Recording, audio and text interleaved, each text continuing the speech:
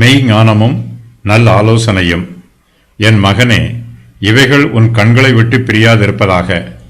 மெய் ஞானத்தையும் நல் ஆலோசனையும் காத்துக்கொள். அவைகள் உன் ஆத்துமாவுக்கு ஜீவனும் உன் கழுத்துக்கு அலங்காரமுமாயிருக்கும். அப்பொழுது நீ பயமின்றி உன் வழியில் நடப்பாய், உன் கால் இடராது. நீ படுக்கும்போது பயப்படாதிருப்பாய். நீ படுத்துக்கொள்ளும்போது உன் நித்திரை இன்பமாயிருக்கும். சடுதியான திகிலும் துஷ்டர்களின் பாழ்கடிப்பும் வரும்போது நீ அஞ்ச வேண்டாம். கர்த்தர் உன் நம்பிக்கையாய் இருந்து உன் கால் சிக்கிக் கொள்ளாதபடி காப்பார். தேவனுடைய ஆவிக்குரிய பிரமாணம் நம்முடைய இருதயத்தில் எப்போதும் நிரம்பி இருக்க வேண்டும். கர்த்தருடைய பிரமாணமே நம்மை ஆளுகை செய்து வழிநடத்த வேண்டும். என் மகனே, இவைகள் உன் கண்களை விட்டு பிரியாதிருப்பதாக என்று சாலமோன் சொல்லுகிறார். நம்முடைய கண்கள் மாயையை பின்பற்றக்கூடாது. நாம் மாயையை நிஜம் என்று நினைத்து ஏமாந்து போய்விடக்கூடாது. கர்த்தருடைய மெய் ஞானமும் அவருடைய நல்ல ஆலோசனையும் நம்முடைய சிந்தையில் நிரம்பி இருக்க வேண்டும். கர்த்தருடைய ஞானம் நம்முடைய ஜீவிய காலமெல்லாம் நம்முடைய இருதயத்தில் நிரம்பி இருக்க வேண்டும். நாம் மெய் ஞானத்தையும் நல்ல ஆலோசனையையும் நம்முடைய இருதயத்தில் காத்துக்கொள்ள வேண்டும். அவற்றோடு ஐக்கியமாய் இருக்க வேண்டும். மெய் ஞானமும் நல்ல ஆலோசனையும் நமக்கு மெய்யான பொக்கிஷங்கள். இவை இருதயத்தின் உள்ளான மனுஷனுக்குள் மறைந்திருக்கிறது. தேவனுடைய ஞானமும் அவருடைய ஆலோசனையும் நம்மை விட்டு ஒருபோதும் பிரிந்து போய்விடக்கூடாது. நாம் மெய் ஞானத்தையும் நல்ல ஆலோசனையையும் காத்துக்கொள்வதனால் நமக்கு அநேக ஆசீர்வாதங்கள் உண்டு. அவை நம்முடைய ஆத்மாவுக்கு ஜீவனும் நம்முடைய கழுத்துக்கு அலங்காரமுமாய் இருக்கும். நம்முடைய ஆவிக்குரிய கடமைகளை நிறைவேற்றுவதற்கு மெய் ஞானம் நம்மை உற்சாகப்படுத்தும். நாம் சோதனைகளினாலும் வேதனைகளினாலும் சோர்ந்து போய் இருக்கும்போது தேவனுடைய நல்ல ஆலோசனைகள் நம்மை உயிர்ப்பித்து உற்சாகப்படுத்தும். நம்முடைய ஆவியில் நாம் சோர்ந்து போய் ஆவிக்குரிய பின்மாற்றத்தில் போகும்போது மெய் ஞானம் நமக்கு புதிய ஜீவனை கொடுத்து நம்மை மறுபடியும் தேவனுடைய ஐக்கியத்திற்கு அழைத்து வரும். நம்முடைய ஆவிக்குரிய ஜீவியம் நம்முடைய நித்திய ஜீவனுக்கு அச்சாரமாய் இருக்கிறது. நம்முடைய கழுத்துக்களில் பொன் ஆபரணங்கள் அலங்காரமாய் இருப்பது போல மெய் ஞானமும் நல்ல ஆலோசனையும் நம்முடைய கழுத்துக்கு அலங்காரமாய் இருக்கும். கழுத்துக்கு அலங்காரம் என்னும் வாக்கியத்திற்கு வாய்க்கு அலங்காரம் என்று ஒரு சிலர் அர்த்தம் சொல்லுகிறார்கள். தேவனுடைய ஞானமும் ஆலோசனையும் நமக்கு சுவையாக இருக்கும். நல்ல போஜனத்தை சுவைப்பது போல நாம் தேவனுடைய நல்ல ஆலோசனைகளை சந்தோஷமாயும் மன மகிழ்ச்சியாயும் சுவைக்கலாம்.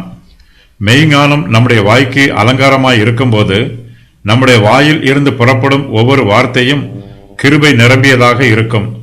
நம்முடைய வாயில் இருந்து ஞானமுள்ள வார்த்தைகள் புறப்படும். தேவன் அங்கீகரிக்கிற வார்த்தைகளை மாத்திரமே நாம் பேசுவோம். அந்த வார்த்தைகளினால் நமக்கும் மற்றவர்களுக்கும் பிரயோஜனம் உண்டாகும். கர்த்தருடைய பரிசுத்தவான்களுக்கு தேவனுடைய விசேஷித்த பாதுகாப்பு கிடைக்கும். நாம் கர்த்தருடைய கரங்களில் பாதுகாப்பாகவும் சமாதானமாகவும் ஜீவிப்போம்.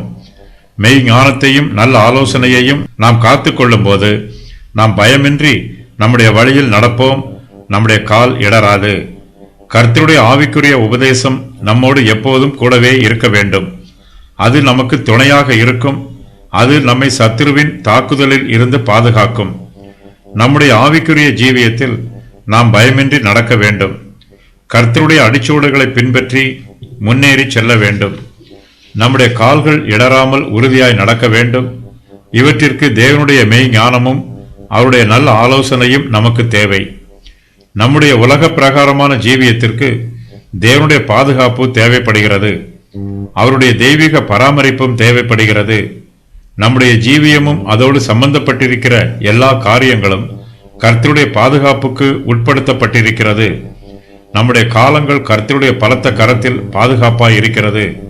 நம்முடைய ஆவிக்குரிய ஜீவியமும் ஆவியின் வரங்களும் ஆவியின் கனியும் தேவனுடைய கிருபையினால் பாதுகாக்கப்படுகிறது. கர்த்தர் நம்மை பாதுகாக்கும் போது பாவத்திலும் சாத்தானின் கண்ணியிலும் விழுந்து விடாதவாறு பாதுகாப்பாய் இருப்போம். கர்த்தருடைய பாதுகாப்பே நமக்கு மெய்யான பாதுகாப்பு. நம்முடைய ஆவிக்குரிய ஜீவியத்தில் நாம் பல சமயங்களில் இடறி விழுவதற்கு ஏது உண்டாகிறது. நம்முடைய கால்கள் பாவத்தின் பள்ளத்தில் விழுந்துவிடக்கூடிய ஆபத்து இருக்கிறது. இப்படிப்பட்ட ஆபத்து நமக்கு வரும்போது மெய் ஞானம் நம்மை பாதுகாக்கும். நம்முடைய கால் இடராது. நமக்கு விரோதமாக பல தடைகள் இருக்கலாம். நமக்குள் இருக்கும் மெய்யான ஞானம் நமக்கு முன்பாக இருக்கும் தடைகளை மேற்கொள்வதற்கு நமக்கு நல் ஆலோசனைகளை கொடுக்கும். கர்த்தருடைய உபதேசத்திற்கு கீழ்ப்படியும் போது நம்முடைய ஆவிக்குரிய ஜீவியத்தில் பாதுகாப்பும் வளர்ச்சியும் உண்டாகும். அநேகருக்கு இரவு வேளை பயம் நிரம்பிய வேளையாய் இருக்கும். அவர்கள் படுக்கும்போது பயப்படுவார்கள். அவர்களுடைய இருதயத்தில் குழப்பமும் பயமும் மிகுந்திருக்கும். ஆகையினால் அவர்களுக்கு சரியான நித்திரை வராது. நாம் மெய் ஞானத்தையும் நல்ல ஆலோசனையையும் காத்துக்கொள்ளும் போது நாம் படுக்கும்போது பயப்படாதிருப்போம். நாம் படுத்துக்கொள்ளும் போது நம்முடைய நித்திரை இன்பமாய் இருக்கும். நாம் நின்றாலும் நடந்தாலும் படுத்திருந்தாலும் நாம் கர்த்தரோடு ஐக்கியமாய் இருக்க வேண்டும். நம்முடைய மனச்சாட்சி சுத்தமாய் இருக்க வேண்டும். நம்முடைய இருதயத்தில் கர்த்தருடைய மெய் ஞானம் இருக்கும்போது அங்கு பயத்திற்கு இடம் இருக்காது. திருடரை பற்றிய பயமோ இயற்கையின் சீற்றங்களை பற்றிய பயமோ நமக்குள் இருக்காது. கர்த்தரே நமக்கு பாதுகாப்பாக இருக்கிறார். நாம் தூங்கினாலும் நம்மை காக்கிற தேவன் தூங்குவதுமில்லை, உறங்குவதுமில்லை. நம்முடைய நித்திரை இன்பமாய் இருக்க வேண்டும் என்றால் நம்முடைய மனச்சாட்சி சுத்தமாய் இருக்க வேண்டும். கடினமாக உழைக்கிறவர்கள் நிம்மதியாக நித்திரை பண்ணுவார்கள். சரீரத்தின் களைப்பு அவர்களுக்கு நல்ல நித்திரையை கொடுக்கும். அதுபோலவே ஞானமுள்ளவர்களுக்கும் கர்த்தரிடத்தில் பயபக்தியாய் இருக்கிறவர்களுக்கும் நித்திரை இன்பமாய் இருக்கும். சடுதியான திகிலும் துஷ்டர்களின் பாழ்கடிப்பும் வரும்போது நாம் அஞ்ச மாட்டோம். நாம் கர்த்தர் மீது நம்பிக்கை வைத்திருக்க வேண்டும். கர்த்தரே நம்முடைய நம்பிக்கையாய் இருக்கிறார். துஷ்டர்களின் பாழ்கடிப்பு நமக்கு விரோதமாக வரும்போது மெய்ஞானம் உள்ளவர்கள் அதற்கு பயப்பட மாட்டார்கள். அவர்கள் எல்லா சூழ்நிலைகளிலும் கர்த்தருடைய நல்ல ஆலோசனைகளை தியானித்து பார்ப்பார்கள். இஸ்ரவேலை காக்கிறவர் தூங்குவதுமில்லை, உறங்குவதுமில்லை என்று விசுவாசித்து அவர்கள் கர்த்தர் பேரில் நம்பிக்கையாய் இருப்பார்கள். கர்த்தரை நம்புகிறவர்கள் ஒருபோதும் வெட்கப்பட்டு போவதில்லை. கர்த்தரே நம்முடைய நம்பிக்கையாய் இருப்பார். நம்முடைய கால்கள் ஆபத்துக்களில் சிக்கிக் கொள்ளாதபடி கர்த்தரே நம்மை காப்பார். ஜீவனை கொடுப்பவை பிரமாணங்களும் கட்டளைகளும் கிருபையும் சத்தியமும், கர்த்தரில் நம்பிக்கையாய் இருப்பது, கர்த்தரை நினைப்பது, கர்த்தரிடத்தில் பக்தியாய் இருப்பது, தீமையை விட்டு விலகுவது, ஞானமும் புத்தியும், ஞானமும் நல்ல ஆலோசனையும். அஞ்சாதிருந்தவர்கள் மோசே, ராகாப், எலிசா, ஏபெத் மெலேக்கு.